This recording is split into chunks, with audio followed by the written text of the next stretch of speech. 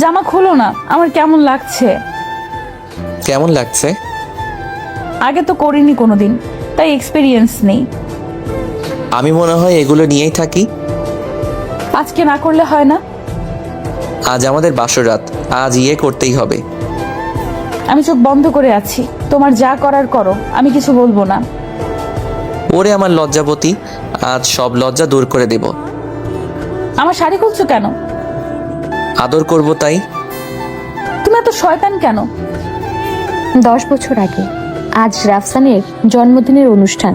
জন্মদিনে কম বেশি সব আত্মীয় স্বজনরাই এসেছে, কিন্তু একজনের উপস্থিতি রাফসানকে অনেক বেশি ভাবাচ্ছে, আর সেটা হলো ওর চাচাতো বোন নুহা।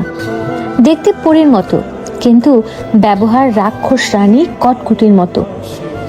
কিন্তু সেটা সবার সাথে না, শুধু রাফসানের সাথে। রাফসানকে দেখলেই যেন শয়তানুকে নিজের সব শয়তানি দিয়ে দেয়, আর রাফসানকে জব্দ করার 101টা ফর্মুলা যেন ওর মাথায় সব সময় ঘুরপাক খায়।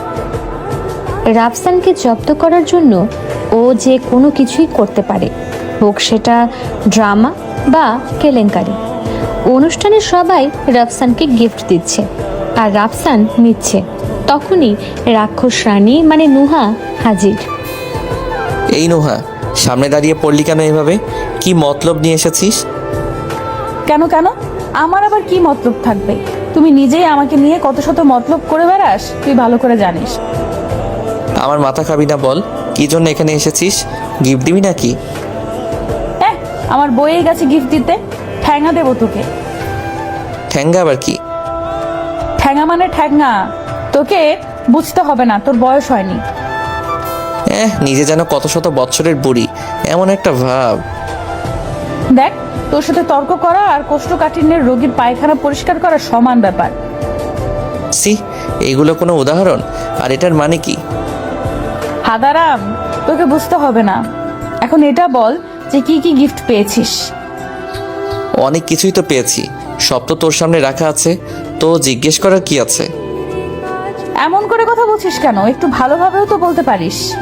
আমাকে দেখে কি তোর একটুও মায়া দেওয়া হয় না?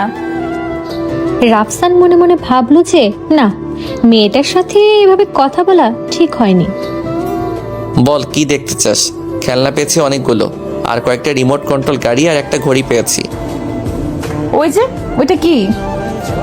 এটা একটা পুতুল, কে যেন দিয়ে গেছে। তোর তো এটা লাগবে না, এটা আমাকে দিয়ে দে। আরে শখ কত! এটা আমার ছোট বোনের জন্য রেখেছি, ওর আবার পুতুল অনেক পছন্দ। এর মানে তুই আমাকে নিজের বোন ভাবিস না? আরে আরে, কান্না করছিস কেন? তুই অনেক পচা, তোর সাথে কোনো কথা নেই, যা। নুহা এগুলো বলে চলে গেল, আর রাফসান পড়ে গেল মহা টেনশনে। কারণ ওই মেয়ে যা সাংঘাতিক, ওকে শুরুতে পর্যন্ত চড়াতে পারে। একটু পরে সবার সাথে যখন কেক কাটতে যাবে, তখন নুহা আবার আসলো, এসে রাফসানের আম্মুর কাছে কানে কানে কি যেন বলতে লাগলো। ও ঠিক শুনতে পাচ্ছিল না যে কি বলছে, কিন্তু কিছু একটা সাংঘাতিক হবে সেটা ও জানে। আম্মু ওর কথায় রাফসানের দিকে আসলো। তুমি এত দুষ্ট হলে কবে থেকে নুহা? তোমার কাছ থেকে একটা পুতুল চাইলো আর তুমি সেটার জন্য ওর কাছ থেকে টাকা চাইলে? রাফসান যেটা ভাবছিল সেটাই হয়েছে। ও জানতো যে ওকে বাঁশ খাওয়াবে,